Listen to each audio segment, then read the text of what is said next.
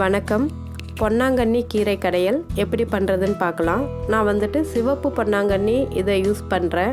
இது கூட பருப்பு சேர்த்து கடைஞ்சா ரொம்ப நல்லாயிருக்கும். பொரியலும் பண்ணுவாங்க, ரொம்ப டேஸ்ட்டாக ரொம்ப நல்லாயிருக்கும். இந்த வீடியோவில் நம்ம எப்படி பருப்பு போட்டு கடையிறதுன்னு பார்க்கலாம். ஒரு குக்கரில் 3 ஸ்பூன் வந்துட்டு சிறுபருப்பு, 2 ஸ்பூன் வந்துட்டு துவரம் பருப்பு, இது ரெண்டுத்தையும் ஒன்றா சேர்த்து நல்லா வாஷ் பண்ணிவிட்டு எடுத்துக்கலாம். இது கூட வந்துட்டு கொஞ்சம் ஒரு 2-3 பச்சை மிளகாய் சேர்த்துருக்கேன். காரத்தும் வேணும்னா இன்னும் 2 சேர்த்துக்கோங்க, அது உங்களோட விருப்பம்தான். இது கூட வந்துட்டு ஒரு 5-6 பூண்டு பல், ஒரு பெரிய வெங்காயம் கட் பண்ணி சேர்த்துருக்கேன். மீடியம் சைஸ் வெங்காயம் போதும், அதையும் கட் பண்ணி சேர்த்துருக்கேன். இது கூட ஒரு 1/4 டீஸ்பூன் வந்துட்டு மஞ்சள் தூள் சேர்த்து தேவையான அளவு தண்ணீர் விட்டுக்கோங்க, அப்போ தான் அடி பிடிக்காமல் இருக்கும். ஒரு 4-5 விசில் வரைக்கும் இந்த பருப்பு வெங்காயம் எல்லாத்தையும் நல்லா வேக வச்சு தனியாக எடுத்துக்கலாம்.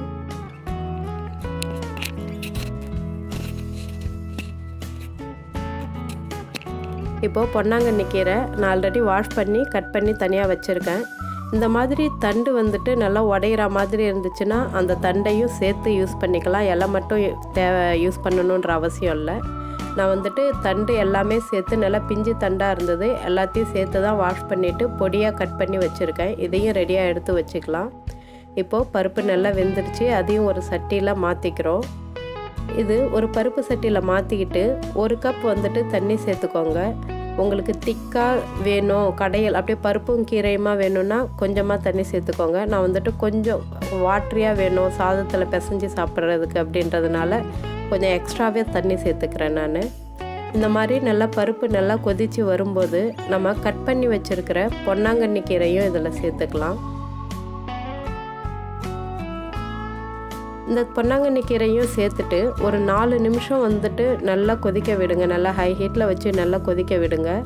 நீங்கள் வந்துட்டு கீரை வந்துட்டு கையால் மசித்து பார்த்தா தான் வெந்திருக்குன்றது இந்த கீரையில் கண்டுபிடிக்க முடியாது. ஒரு 4 நிமிஷம் மட்டும் இது பண்ணுங்கள். நீங்கள் மசித்து பார்த்தா கூட அது கீரை வந்துட்டு மேஷ் ஆகாது நம்ம கையால்.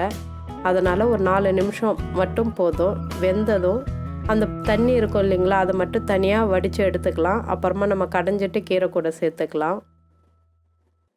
இப்போது வடிச்சிட்டு தேவையான அளவு உப்பு சேர்த்துருக்கேன். உப்பு சேர்த்துட்டு ஒரு மத்து வச்சு நல்லா கடைஞ்சி எடுத்துக்க போகிறோம்.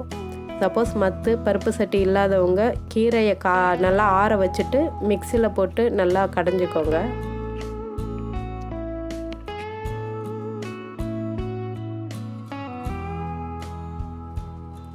இப்போது கீரை நல்லா கடைஞ்சி எடுத்துக்கிட்டோம். நம்ம நல்லா வெண்ணெய் மாதிரி கடைஞ்சி வந்துருச்சு. இதையும் தனியாக எடுத்து வச்சுக்கலாம்.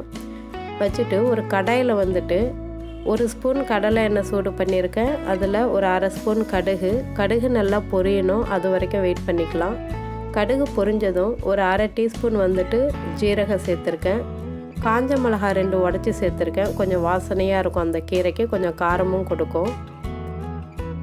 இது கூட பூண்டு பல்லும் சின்ன வெங்காயமும் கட் பண்ணி சேர்த்துருக்கேன். பூண்டு தட்டி கூட சேர்த்துக்கலாம், நல்லாயிருக்கும். இதை ஒரு 2 நிமிஷம் நல்லா வதக்கிக்கோங்க. வதக்கிட்டு கடைஞ்சி வச்சுருக்கிற கீரையும் இதில் சேர்த்துக்கலாம். ஆல்ரெடி நம்ம தண்ணி வடித்து வச்சுருக்கோம் இல்லைங்களா, அதையும் வந்துட்டு அந்த சட்டியில் ஊற்றி அதையும் அது கூட சேர்த்துக்கோங்க. கொஞ்சம் வாட்டரியாக குழம்பு மாதிரி கொஞ்சம் நல்லாயிருக்கும் சாப்பிட்றதுக்கு சாதத்தோட. சப்போஸ் உங்களுக்கு புளிப்புக்கு தக்காளி வேணும் அப்படின்னு நினச்சிங்கன்னாலும் கொஞ்சம் நீங்கள் சேர்த்துக்கலாம். ஒரு சின்ன தக்காளியாக சேர்த்துக்கோங்க. இந்த கீரை கடையல் கூட நம்ம உருளைக்கிழங்கு சேனைக்கிழங்கெல்லாம் வறுத்து சாப்பிட்டோம்னா அந்த சைட் டிஷ்ஷாக வச்சுக்கிட்டோம்னா ரொம்பவே நல்லாயிருக்கும், டேஸ்ட்டாகவும் இருக்கும். குழந்தைங்களுக்கும் இந்த மாதிரி ரெடி பண்ணி கொடுக்கலாம், காரசாரம் இல்லாமல் நல்லாயிருக்கும். இந்த வீடியோஸ் உங்களுக்கு பிடிச்சிருந்ததுன்னா லைக் பண்ணுங்கள், ஷேர் பண்ணுங்கள். மறக்காமல் இந்த சேனலை சப்ஸ்கிரைப் பண்ணுங்கள். நன்றி.